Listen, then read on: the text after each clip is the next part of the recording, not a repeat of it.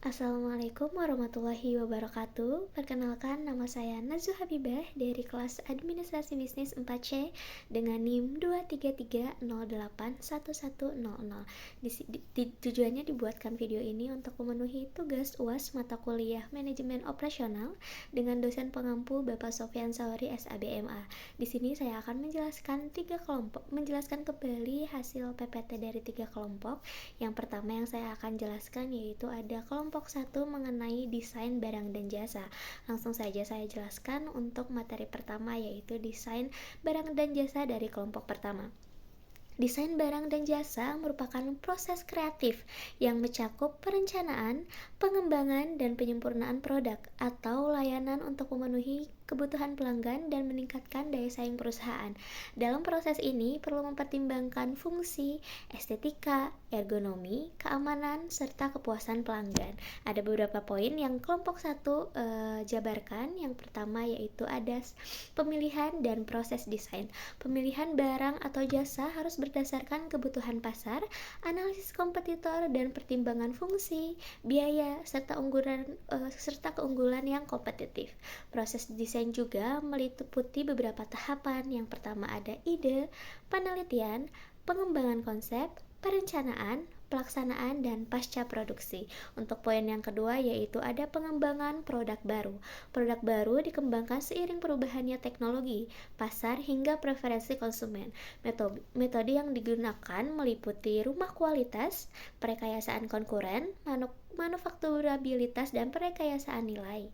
Nah, yang ketiga yaitu ada peluncuran desain produk melibatkan beberapa percetakan. Yang pertama ada CID, CAIM, dan percetakan 3D, desain modular, desain untuk manufaktur dan perakitan, serta realitas virtual.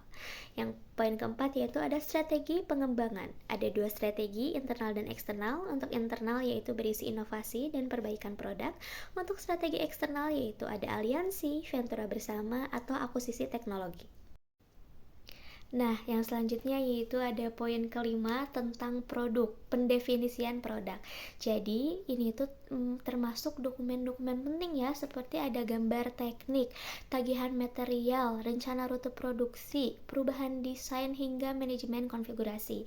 Nah, untuk poin keenam itu ada desain jasa yang biasanya menggunakan proses chain network atau yang bisa disingkat PCN untuk mendesain interaksi layanan. Efisiensi jasa juga tentunya ditingkatkan melalui otomasi, modularisasi, serta pengurangan opsi. Untuk poin ketujuh, yaitu ada pengambilan keputusan dan transisi produksi. Jadi, pohon keputusan itu sangat amat membantu untuk memilih strategi pengembangan. Transisi ke produksi juga membutuhkan uji coba dan koordinasi antar tim, seperti desain, produksi, dan kualitas. Untuk poin ke-8 yaitu ada keberlanjutan produk dan rantai pasokan.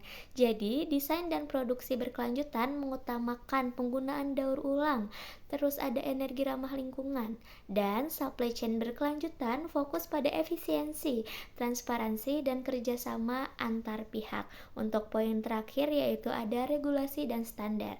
Regulasi seperti Undang-Undang Perlindungan Konsumen, BPOM, hingga SNI, dan tentunya harus memiliki standar industri seperti memiliki ISO 9001, ISO 14001. Untuk apa? Untuk menjamin keselamatan, kualitas, serta keberlanjutan produk atau barang dan jasa. Nah, jadi itu dia penjabaran materi dari kelompok 1. Di sini saya akan menjelaskan sedikit kesimpulan yang saya dapatkan dari pemaparan presentasi dan materi yang dipaparkan oleh kelompok 1. Jadi kesimpulannya adalah desain barang dan jasa tentunya bukan hanya soal estetika, tetapi juga tentang strategi perusahaan untuk memenuhi kebutuhan pasar, meningkatkan efisiensi, dan menciptakan keunggulan kompetitif yang berkelanjutan. Nah, pembahasan materi selanjutnya yaitu ada dari kelompok selanjutnya tentang strategi tata ruang. Nah, di sini saya akan menjelaskan kembali hasil rangkuman saya, tentunya sesuai dengan materi dari kelompok yang telah menjelaskan tentang strategi tata ruang ini. Mereka sangat amat detail menjelaskannya dan saya akan menjelaskan poin per poin hingga poin akhir. Nah, poin pertama yaitu ada pentingnya tata ruang. Jadi, tata ruang itu merupakan bagian strategis dari manajemen operasi karena tentunya mempengaruhi efisiensi, biaya, fleksibilitas, dan kualitas layanan. Jadi, tata ruang yang tepat tentunya akan mendukung tujuan bisnis seperti diferensiasi, efisiensi biaya, dan respon terhadap pasar. Untuk poin yang kedua yaitu ada penjelasan tentang tata ruang kantor. Jadi, tata ruang kantor ini berfokus pada kenyamanan, aliran informasi, dan kerjasama tim. Biasanya jenis tata ruang kantor itu ada banyak tipe. Antara lain yaitu yang pertama ada cubicle type, jadi seperti sekat untuk privasi yang tinggi. Yang kedua yaitu ada open office, biasanya ruang terbuka yang biasanya lebih banyak digunakan untuk startup. Yang selanjutnya ada landscape office. Jadi ini biasanya mengedepankan estetika dan kenyamanan alami. Yang selanjutnya ada coworking office, biasanya lebih fleksibel dan lebih modern. Ya, yang terakhir ada hybrid office, tentunya gabungan kerja fisik dan remote. Untuk poin ketiga yaitu ada tentang tata ruang eceran. Nah, biasanya dipakai oleh toko eceran. Jadi, toko eceran itu tentunya selalu mengoptimalkan penataan produk untuk meningkatkan penjualan. Strateginya cukup banyak. Yang pertama ada letak strategis untuk produk unggulan. Yang kedua ada penggunaan slotting fee. Yang ketiga memiliki konsep servicescape yang mencakup pencahayaan, suhu, pengaturan ruangan agar nyaman. Untuk selanjutnya ada poin keempat tentang tata ruang gudang. Jadi tujuan utamanya adalah efisiensi penyimpanan dan penanganan barang. Inovasi yang selalu digunakan antara lain cross docking atau barang langsung dikirim tanpa disimpan. Yang kedua yaitu ada random stocking, yaitu sistem acak dengan bantuan barcode. Yang ketiga ada customizing atau warehouse, jadi penambahan nilai sebelum pengiriman. Untuk poin kelima yaitu ada tata ruang pabrik produksi. Jadi biasanya ada beberapa posisi ya kalau di pabrik nih. Yang pertama ada posisi tetap. Jadi barang besar tentunya tidak akan dipindah-pindahkan oleh fasilitas yang bergerak.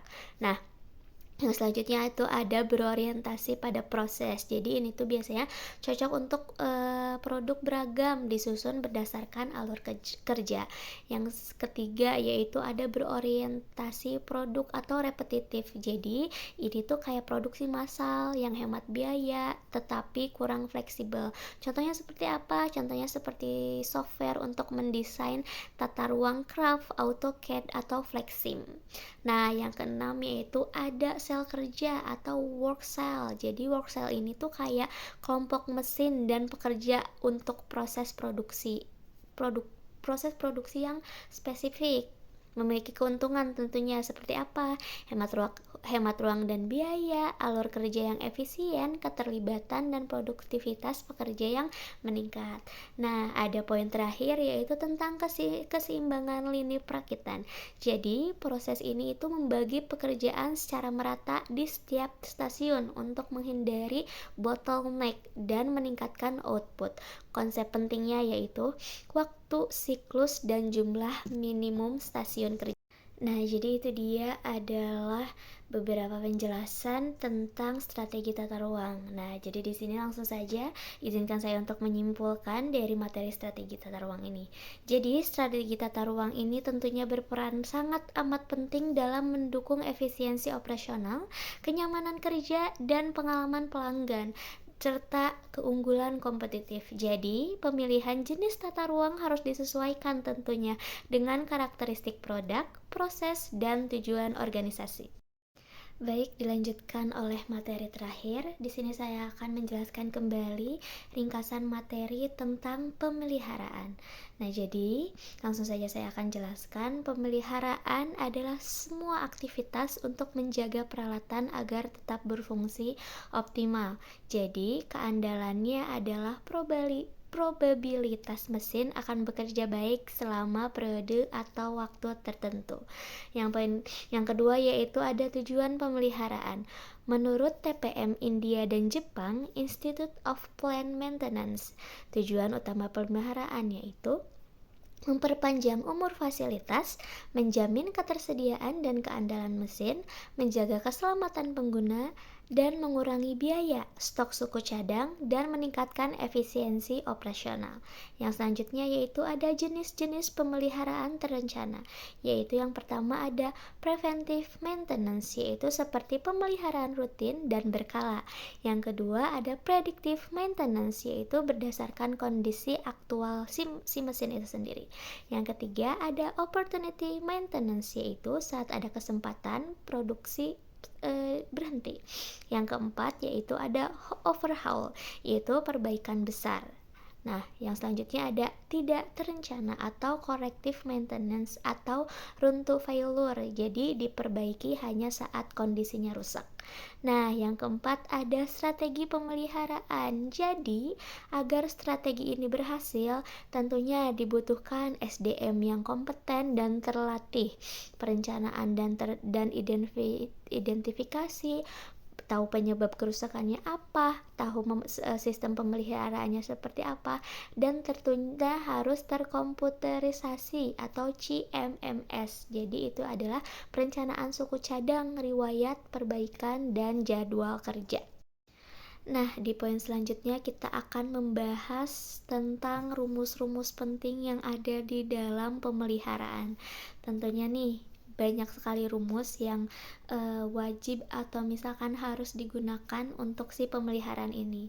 Nah, yang pertama nih yang aku bakal sebutin nih ada MTBF. Jadi ini itu adalah total waktu operasi dibagi dengan jumlah kerusakan.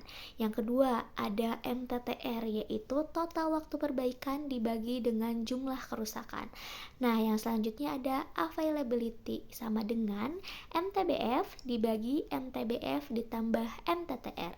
Nah, yang selanjutnya ada failure rate, yaitu jumlah kegagalan dibagi dengan total waktu operasi. Supaya nggak pusing, di sini aku bakalan ngasih studi kasus untuk contoh perhitungannya.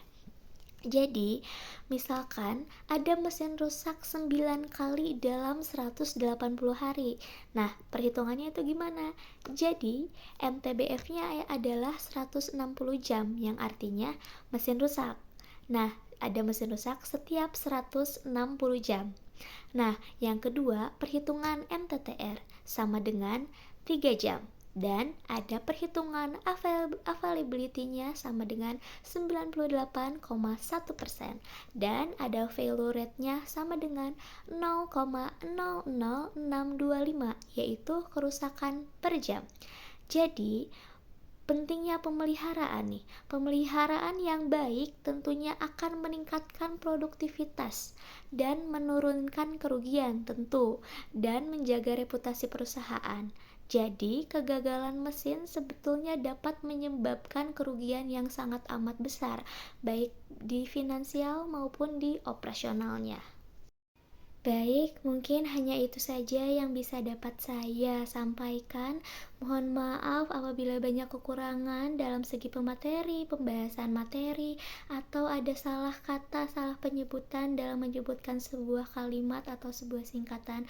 Mohon dimaafkan atas kekurangannya. Terima kasih banyak Bapak telah memberikan saya kesempatan untuk menjalankan tugas ini untuk memenuhi persyaratan UAS saya. Semoga apa yang saya sampaikan bisa mencukupkan nilai saya untuk nilai UAS. Terima kasih atas waktunya, terima kasih atas kesempatannya. Mohon maaf sekali lagi. Wassalamualaikum warahmatullahi wabarakatuh.